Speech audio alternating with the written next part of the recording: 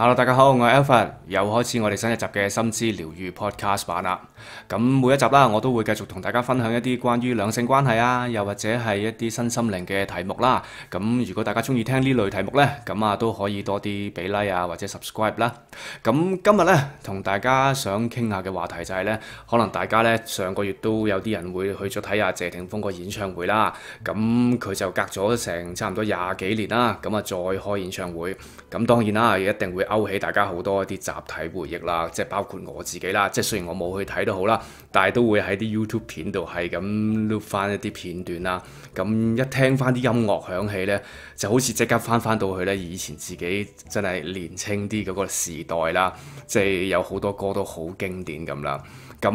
嗱，當然呢啲大家就好開心咁樣去enjoy 咗一個演唱會嘅晚上啦。咁亦都好多人會關注謝霆鋒嘅呢一次嘅開 show 啦。咁但係除咗關注佢啲歌俾到大家嘅一啲集體回憶之外呢，其實另外一個焦點呢，我諗大家都會有留意就係呢，已經年屆44不知不覺啦，已經年屆44嘅謝霆鋒呢，佢個身體狀態呢都依然好好。我諗可能因為大家唔係好記得佢個真實年紀嘅原因呢，真係因為佢 keep 得非常之好啦。咁你見佢個樣係好似真係冇乜點變過啦，零皺紋，然後皮膚又好鬼好啦，咁身形亦都 keep 得好好啦。望落呢，其實你話佢似30出頭呢，其實都真係唔過分嘅。呢樣嘢亦都會係成為咗大家嘅焦點啦。咁而從呢樣嘢呢個 point 上邊呢，我自己睇嘅時候呢，又會令我諗翻起引申翻去近呢10年8年啦。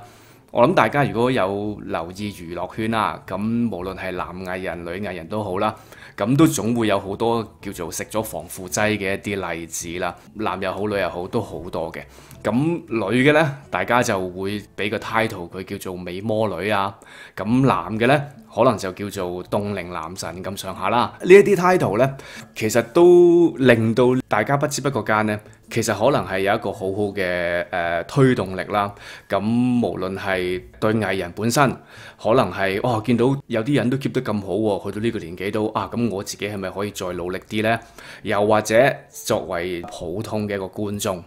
有時呢，我哋去捧偶像呢，其實除咗中意聽嗰啲歌睇嗰啲戲之外呢，其實我哋都會不知不覺呢，將佢哋作為自己嘅一個叫做 role model 啦，即係一個人生奮鬥嘅一個目標，又或者佢有好多嘢呢，都會令到我想學習嘅。咁有呢啲咁嘅 title 呢，可能都會令到大家呢，覺得自己係咪都可以好似個偶像咁犀利呢？即係可能我而家未到去嗰個年紀嘅，但係我而家可能都可以努力啲，咁去到嗰個年紀嘅時候呢，咁我都可以好似個偶像咁，一樣係變成一個美魔女啦，又或者係一個凍齡嘅一個男神啦咁樣嘅。但係問題就係呢，如果呢一類 title 講得越嚟越多，會唔會慢慢其實反而建立咗一個相對離地嘅標準？可能對藝人本身，甚至咧對我哋一眾會攞一啲自己偶像做一個奮鬥目標嘅一啲嘅普羅大眾，會唔會反而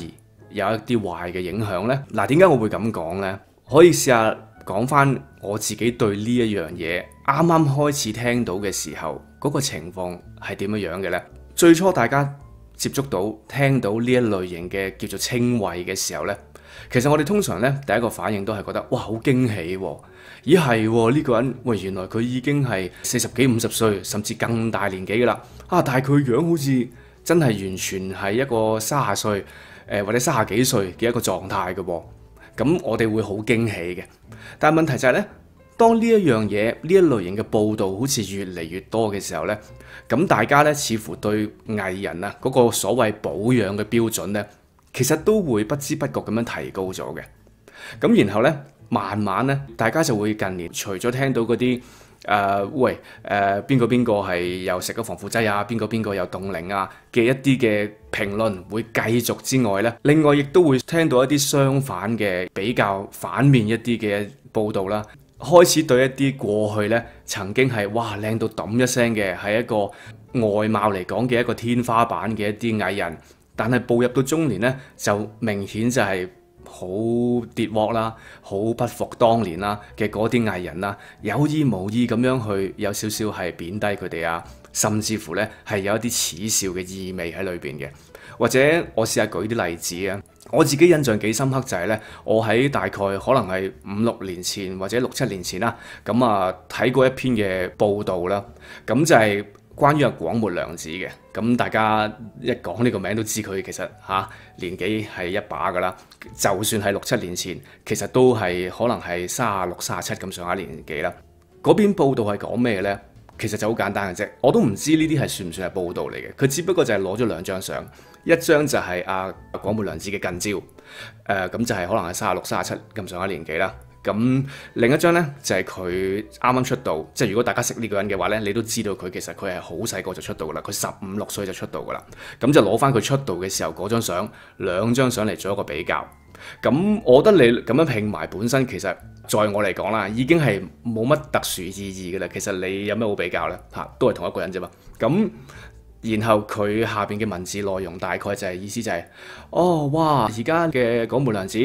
佢已經唔係好似以前15、6歲嘅時候嗰個樣，哇！而家啲皮膚又開始鬆弛啊，雖然都仲 keep 得到嘅，但係咧各方面咧都開始呈現一個師奶嘅一個狀態啦。咁當然啦，佢唔係 exactly 寫師奶啦，即係大致上係一個叫做中年婦人咁上下嘅一啲形容詞啦嚇。呢個係第一個啦。咁第二個就係咧，我諗大家都可能到而家都偶爾會聽到或者見到一啲 Facebook 啊或者 IG 嘅一啲嘅 post 咧，會出關於阿王祖賢嘅一啲近照嘅。咁阿王祖賢就更加比阿廣末涼子再久遠一啲啦嚇。咁但係我諗應該都依然好多人識佢嘅。咁王祖賢可能喺80、90年代香港電影最豐盛嘅嗰一段時間啦，咁係一啲好一線女主角啦嚇。咁大家如果有睇過佢套《倩女幽魂》咧，其實都知得到點解佢會有呢一啲 title 啦。因為當年嘅佢係真係靚到揼一聲啦，只能夠咁講啦。但係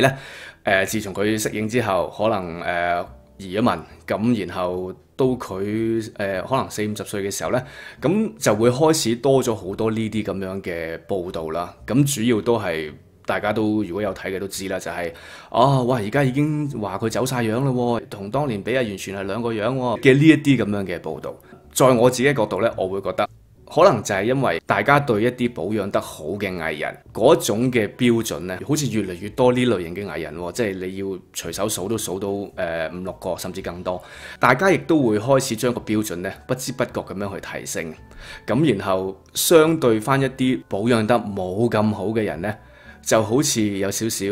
攞出嚟有意無意咁貶低啊，甚至乎好似有啲笑佢哋啊，咁樣去做一個嘅評論啦。當然啦，我唔相信每個人都會好 buy 呢啲咁樣嘅説法嘅，咁呢啲都係一啲花邊新聞啊咁樣。但係我哋唔能夠否認嘅就係呢，其實呢啲報導佢好廣泛性咁滲透喺我哋嘅生活裏邊嘅時候，其實唔係個個人都有咁強嘅獨立思考能力。唔係個個都會逐個 post 逐隻字去論，然後去睇下裏邊有冇啲乜嘢問題嘅。咁好容易就係睇過原來佢而家keep 得好好喎，跟住內心會有個情緒，咁我哋就會記住咗嗰種感覺，記住咗嗰種 keep 得好就係會俾到一個人一種好 positive 嘅感覺。然後另一方面呢，當見到一啲相對頭先講負面嘅一啲報導嘅時候呢，咁我哋自然就會不知不覺提升咗個標準嘅情況下去睇翻呢一類型叫做 keep 得冇咁好嘅藝人，咁自然就會對佢哋可能有多啲嘅批評啊，甚至乎真係會有少少貶低佢哋嘅一啲成分喺裏邊啦。咁呢樣嘢我諗係潛移默化。如果大家冇一個好強嘅一個自我反思或者一個獨立思考嘅能力呢，其實好容易就會俾呢啲叫做新聞啊、報導啊，或者一啲好主觀喺個編輯嘅個人評論嘅一啲説法呢，慢慢就潛移默化咗嘅。咁如果係咁嘅話呢，我想講嘅係咩呢？當然啦，你 keep 得好，咁梗係好啦。你40歲都好似20歲咁嘅款嘅，個個都想嘅，亦都唔係一件差嘅事嚟嘅。如果你係自己唔係話真係要去拉面皮拉到好似一個保鮮紙掹住你塊面咁嘅樣，而你係真係用一啲90%係天然嘅方法，可能加少少後期加工，咁你可以 keep 得到嗰個狀態呢，咁其實絕對冇問題嘅。但係當呢一啲嘅價值觀慢慢係充塞咗大家嗰個腦袋嘅時候呢，其實我哋好似係忘記咗一點，我哋似乎忘記咗係咩呢？就係喂，其實人呢，到咗咁上下年紀，身體係會慢慢隨住每年咁樣去衰退，其實係好正常嘅。如果唔係嘅話，我諗大家就唔會成日都聽到有嗰句說話叫做人老色衰啦，係咪？咁呢樣嘢係好正常嘅。但係當頭先講嗰類型嘅報道越嚟越多嘅時候，可能大家就會忘記咗呢樣嘢，咁然後會將嗰種對保養嘅要求，起碼係對藝人啦嚇，保養嘅要求慢慢會提升得越嚟越高，越嚟越高。如果你係要求一個去到中年嘅人，佢嘅身體都仲係去返一個年青人嘅嗰種狀態嘅，其實似乎就好似話你買咗一架車，你已經揸咗廿幾年㗎啦，但係你要求呢架車呢個性能呢，都仲好似係你買返嚟嗰頭2、3年嘅性能咁好喎。如果真係做到嘅，如果每一架車都可以做到，大家都可以將呢樣嘢睇成為理所當然嘅，咁即係其實所有嘅買親嘅任何屋企嘅家私啊、電器啊，我一買翻嚟，即係除非你玩厭咗佢，你換啦。如果唔係，佢係永遠唔會殘，永遠唔會舊，然後可以俾你一直用到永遠咯嚇。咁如果係咁嘅，其實都幾着數啊，係咪？嗱，咁講到呢度啦，大家都可能會有啲叫做駁斥啦，咁就係會講就話，喂，咁你藝人同普通人喎，咁你藝人啊，你揾咁多錢啊，咁你有個保養好嘅一個效果，其實都好正常啊。嗱，呢啲説法其實我哋都聽得唔少嘅。咁如果大家認為呢一個講法係成立嘅，咁其實好簡單啦。咁即係應該 keep 得最好嗰啲人，就係最有錢嗰啲人啦，係咪？大家可以試下諗下。如果有錢就等同於係可以凍齡嘅，咁我哋有冇見過呢個世界上，都唔好淨係講香港，全世界有幾多個係凍齡富豪啊？嗱，我哋連呢個 term 都冇聽過嘅喎。咁如果我哋連呢個 title 都冇聽過，咁即係似乎其實呢樣嘢係幾乎係冇出現過喺呢個世界上啦，係咪？即係我哋睇一啲我哋出名識得嘅富豪，其實個個都係正常咁樣去身體去到某個年紀係衰退咯，然後就去到年老嘅時候就老去咁樣啦。所以可以大家諗下，其實呢一個 point 係咪真係成立嘅呢？咁講到呢度啦，咁大家喂 Alfred 你講咗咁耐，咁其實你想講嘅係咩呢？嗱，當然啦，我呢個channel 咧，其實都係講翻一啲關於身心靈嘅內容啦。咁講一啲娛樂圈嘅嘢呢，可能聽落呢又好似唔係咁拉楞咁嘅，但係今日呢個 point 就係我哋自己內心對一啲我哋嘅偶像，或者係啲公眾人物嘅期望，如果係變得越嚟越高嘅，其實會唔會最終都會對自己個身心會有一啲唔好嘅影響呢？當然啦，大家亦都會覺得，喂，咁你啲公眾人物名利雙收，咁我對佢哋有啲更高嘅期望，又有啲咩問題先？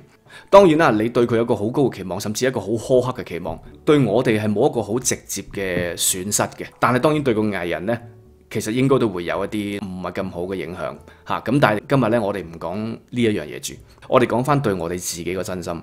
如果我哋對藝人嗰個保養期望提高呢，其實慢慢呢，唔止係淨係對個藝人本身，而係好容易呢會喺個世界度渲染咗呢一種嘅價值觀。